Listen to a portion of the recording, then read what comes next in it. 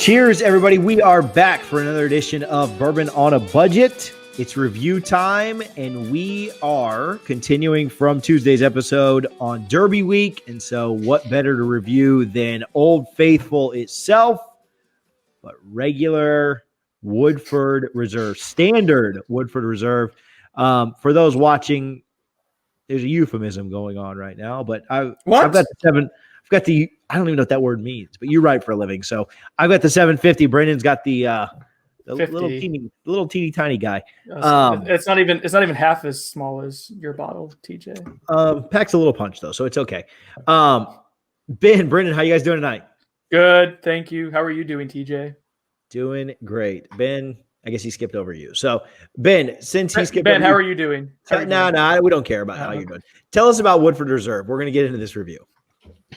Yeah, so Woodford Reserve, the classic, the OG to the Derby. I mean, the last 5 years, basically. Anyway, product of Brown-Forman. It was debuted, I don't know about that. 1996. 1996. I did the research earlier, and it's all up in my 1996. It's 72% corn, 18% rye, and 10% malted barley. And it's pretty readily available in all of your liquor stores. Go buy a bottle. Should be about $30 for $7.50, 30 to 35. Brendan, he's been kind of giving us some specs on it. Why don't you tell us about what you're getting on the nose? Okay, so the nose here is, to me, just very classic, right down home plate bourbon. A little sugary, a little brown sugar, some cherry, but a lot of vanilla. So again, these are all very typical bourbon flavors, which I guess is to be expected for Woodford Reserve and a pretty standard bourbon. A little bit of a honey sweetness as well. Yeah, sorry, I feel like this is a boring, I'm not saying anything super interesting. It's just bourbon. It's bourbon. Very classic nose on it. I think it's opened up a little bit. We commented off air maybe 15 minutes ago that the nose wasn't doing a lot for us, but yeah, I mean, it's just a classic bourbon, and I don't think there's anything off-putting about the nose, and it's also not just the greatest thing to ever happen, but very classic bourbon, like you talked about. Sugary, brown sugary, sweetness, a little bit of a spice note to it. Nothing crazy. Ben, what are you thinking on the nose? Yeah, I totally agree with you guys. Nothing too out of the norm as far as in the bourbon realm. So a little bit of vanilla, light oak, a little bit of honey. Banana? Nothing too crazy. Any banana? I thought I was getting that a little, but I don't know. Right. I mean, in my head, I'm thinking banana, just because it's Brown-Forman. Mm-hmm. But same here. I don't know if I get it too much on the nose. Oh, also, I don't think I mentioned this earlier. It's 90 proof, 90.4. So just that 0.4 is really what takes it home for me. Right. Right. It takes it to the next level. I'm a big Derek Fisher fan. So, I mean, if you know anything about sports, Brendan, you remember when Fisher hit that shot with 0.4 seconds left against the Spurs? Do you remember that at all? Oh, yeah. Lefty. This is basketball, right? Right. Derek Fisher, lefty. Where did he go? Did he go to Arkansas State? Am I getting him confused with Scottie Pippen? I'm Googling this while we're... This is literally a bourbon podcast. I have no idea what we're talking about. He's from Little Rock, Arkansas. See, that was University of Arkansas, Little Rock. For a quick review, Kobe hit a shot to put the Lakers up 1 with 15 seconds left. Duncan then hit a shot right in Shaq's face from almost 3-point land to put the Spurs up 1 with 0.4 seconds left. Looked like the Spurs would win that game, and Derek Fisher hit a shot with 0.4 seconds left, which is the least amount of time that you can hit a shot. Otherwise, it's got to be a tip in if it's 0.3 of a second or less. So that 0.4 always does it for me. Taste. What are we tasting on this thing? I'm getting a confectioner sugar very prominently and vanilla so far, and I'm struggling to kind of get some other notes here. So if someone wants to jump in and help me, but I'm struggling to get beyond just those initial kind of sweet flavors, a little oakiness, I guess. A little oak. It's pretty, like I said, but on the nose though, it's very consistent with the nose and palate, straight down the pipe of a regular bourbon. Nothing's going to be too obtuse on the palate, in my opinion. A little milk chocolatey, maybe. I'm getting that a little bit. A little nice chocolatey note. A little bit of rye. This is nice. I'm talking poorly about it. Like there's nothing offensive at all about this. This is one that I mentioned for the bourbon starter pack was one I had in there. Like I feel like this is you're trying to get someone into bourbon. Like this is right down home plate. I would agree. So I think there's some orange. Yeah, that's good. We talk about the citrus that we find in different things. I definitely find that. I think it is for 90 proof. It drinks really nice. It drinks really. I know Ben doesn't like this word, but it drinks smooth. It doesn't drink super heavy. So it's pretty easy, pretty enjoyable. I do think there's some spice notes in it that come around. It doesn't overwhelm you with spice, but I mean, there's a good bit there that greets you a little bit once you get past that initial sweetness. But I definitely get some of those citrus notes, a little bit of cherry, maybe some dark fruit in there as well. And like you said, I think you get a little bit of the chocolate that Brendan's talking about, Hershey's Kiss. There's a slight kind of chocolate finish to it that I'm getting. You guys getting any of that, or am I just kind of like dreaming things up here? No, the chocolate, the orange was a really good call because I was getting some citrusy notes back when we were first nosing it, TJ, with the I almost said it was like a Sprite, so it got kind of like the lemony citrus initially, and then that kind of went away. So it's changing a good amount. I don't know if it's just thin, and I don't know, but yeah, I get the orange, I get the chocolate for sure. Chocolate covered orange in a glass. Ooh, so I have to put everything in a glass. That's like my calling card on this. This is a chocolate covered orange. It's crisp. That's the word that comes to mind. It's like it's kind of refreshing as far as bourbons goes. I can see that. This is a nice summertime bourbon. Just put a little ice in there if you want and sit out. That's good. Especially for I'm not putting any ice in it. Like I'll just chug some ice water beside it. But like that's a good point. Like for a 90 proof, it drinks pretty light. Mm-hmm. Yeah. Not like light, and I don't mean that in a negative way. Like we've talked about like the old tub drink kind of light. We talked about it's not mellow corn by any means, but it drinks easier than 90. It drinks kind of closer to like an 80. You know, it drinks pretty smooth, pretty easy.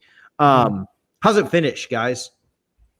Kind of flat to me. It disappears really quickly. I'm getting again that sugary sweetness, kind of a little fruity vibe with some cherry and a little bit of oak. But I don't know, Ben, are you getting like any of the spice that you tasted on in the mid palate there, like any of that rye spice? I'm getting none. Yeah, not too much. It's crisp, like you would say. It's there and then gone just as quickly. But that could be really something that's approachable for new bourbon drinkers. Like TJ was saying, this is an easier drinker than your typical 90 proof. And if you want to step up from something like Basil Hayden, that's 80 into a 90, this is a good opportunity. There's a reason why why Woodford sells as good as it does. It's really well branded and really well marketed, but also there's good product behind the name. So it makes sense why this is bought so much. Yeah, I actually don't hate the finish. Take one more sip and try and like think through it again. I do get some of those initial spices right on the finish, and then they linger a little bit, so like not like super long. Like I'm not talking like 10-15 seconds here, but I'm getting like a 5-6 second finish. So I don't know if I'm just kind of picking this up a little bit better, but it doesn't. I kind of agreed with you while I was sipping on it, but then when I try and taste it just for the finish, it does stick around a tad longer than I was thinking. So again, I'm trying to think of it with that in mind, TJ. If I think spice, I think it's like that barrel woody spice, not the rye spice. So more kind of the char and it's something like the cinnamony spice that comes with hug. It's the Kentucky hug. It's there you go. Spice. That's my calling. Hey, you stick to putting stuff in a glass, and I will stick to Kentucky Hug. All right. But yeah, so I don't hate this finish. It's maybe average to just slightly above, but like we're not doing eighths points when we get there. But like I think it's pretty average. I don't think it's a bad finish at all. Yeah. All right, let's rate this thing. We will start out with nose. I always feel like I start with Ben. So Brendan, you're up. Ooh, okay. Nose out of 2. I went with a 1 here. I'm checking my notes. I went with a 1. I thought it was pretty average. It was pleasant. It was enjoyable. It did about like 3 or 4 things well. Outside of that, it was just kind of middling, I guess. So 1. I'm going to go with 1 1/4 on mine. I think this is really great for a new bourbon drinker, and I may review this from that perspective. But it's It's enough complex on the nose to where you could kind of explore it a little bit. Nothing that's going to be, top dollar or anything, but it's enjoyable. So it's definitely above average in my opinion. 1.25. I agree with Ben. I'm going 1.25 here. It's just slightly above average to me. I'll keep it rolling with taste. I don't typically go first, but I'm probably going to be the highest here today on this. I'm going 2.75. I think this is above average, distinctly. I think it's not quite good enough to get up to that 3, but it's really, really close. I was leaning towards it, but I'm going 2.75. Ben, you go second. Yeah, I think you're right. At you being the highest, I'm going 2.5. So definitely above average, but you're a little bit higher than I am. And I'm 420. So 420, baby. We recorded this on 420 for those that it's late coming out. But go ahead, Brendan. And so this is a reminder for the folks at home that are new to this. This is out of 4 points for taste, which is where we put the most value into our score. I'm going with 2.25, so I'm a little bit lower than both you guys. It's certainly above average, just not a ton. Again, there's enough things going on to keep it interesting, but just nothing that really changes your world. Nothing you're like, oh, that's unique to this specifically. This is just a caricature of bourbon, just classed up a little bit. Finish. Brendan, keep it going. I went with 0.5. I was going to go 0.25, TJ, but you convinced me with your wood spicy discovery. So I went with 0.5 out of 1 point. So just, again, very kind of down home plate here, right in the middle. Again, I'm going 0.5. Yeah, seems right. I'm going a slight bump above average and going 0.75, but I'll let you guys have your 0.5s without fighting you too much. Cohesiveness and complexity. Ben, since I cut you off on the last one, what do you think on this one? I would give it, 0.5 seems right. Like I said, this and Buffalo Trace are very straightforward, average bourbons, in my opinion, that are worth buying. So average all the way. And I went, so it hit the cohesiveness for sure. Like that gets out of the half point that I usually give cohesiveness, it gets the full half point there. It's certainly what the nose kind of indicates the taste is going to be. Yep. And then the finish is all kind of very similar flavor profiles. Easy for me to say. And then the complexity, it's not boring. It's certainly not complex. So I can't give it the full half point there. But there are a few things going on. It does open up a little bit. It does evolve some. So I don't want to snub it completely. So I'm going to go 0.25 for complexity. So total, a long way of saying 0.75 out of 1 for me for the cohesiveness complexity score. I think Brendan hit the nail on the head. I'm going 0.75 as well for the same exact reason. Plenty cohesive. It's a nice, consistent bourbon all the way through. Not super, super complex, but it's not, I wouldn't say it's boring by any means. I think it does some good things. So bringing our total scores before value to Ben, 4.75 out of 8. Brendan, 4.5 out of 8. And myself, 5.5 out of 8. So I went heavy on this one this week. This was my suggestion to do this, so maybe that's why I went a little heavier than you guys. Mm-hmm. Value out of 2. Brendan, you were the lowest out of all 3 of us. This is a $30 bottle. Sometimes you catch it on sale. I talked about that in the first episode. I got mine for $27 because it was on sale because I bought 2 different kinds of Woodford. What do you think about value, Brendan? So this is out of 2. I love that. I'm looking at the scores right now on the spreadsheet as we're doing this, TJ. I love that we just threw caution to the wind with the 0.25s, and we're just completely leaning into that now, which is great. I think that's helping give slightly more accurate scores and helping with the composite. For value, so it's at a slightly above average bourbon at about an average price. So I'm going to go with, out of 2, I'll go 1.25 for value. Slightly above average value to me. Nothing crazy, but good buy, fine buy. 1.25. Ben? Yeah, I don't disagree with that. I would probably be closer to the 0.75 to 1 range. What did I give Old Forester 100? Because I feel like that would be a better value. Yeah. Overall. 1.75. Yeah. Okay, that was probably right. Okay, so then I'm going to go like 1.25. I think you're probably right here. And your score, before getting into it, was a 5.25, Ben, for the Old Forester before adding the value. And that sounds about right. So I'll go with you 1.25. It's about above average, but you can definitely do worse for more and better for less. So yeah, I don't know that I can rate this any Yeah, I'd really like to get this up to a 1.5 just to give it a bump, but I just don't know what would justify it. I'm going 1.25 as well, so we'll make that a clean sweep, bringing our final scores to I led us today, so 6.25 out of 10. Brendan came in second at 5.75 out of 10. Oh, I'm sorry, Brendan came in third. Ben came in second with 6 out of 10, but all within a half-point variance. So, which means our average, our score today is 6. Like we're going 6 out of 10 on this for a budget buy. So it doesn't jump up into the very top stratosphere. It pretty easily beats Four Roses small batch, which we did last week. It handily beats that. And thanks to Ben using preconceived judgments, it basically ties Eagle Rare. So, it will not make it into our top 5 of the bourbon big board there. Buffalo Trace remains at the bottom at the top 5 at a 6.8. Doesn't make it into our big board, but we ask this every week. Are you recommending that somebody buys this? Brendan, go ahead. I think Ben hit the nail on the head earlier when he said this is for a beginner, someone kind of early on into the bourbon journey. Yeah, I would recommend this. This was in my starters pack for a reason. I think this is to someone like in the first few months of bourbon drinking, and they're kind of getting used to some of the flavors of it. Like this is a good one. It's a good one to have in your home collection too. Like no one's gonna say no to Woodford Reserve. So yeah, I would definitely buy this at $30. Sometimes it's on sale for a little bit less than that at ABC. So if you can get it for sub 30 for sure. Ben, same idea.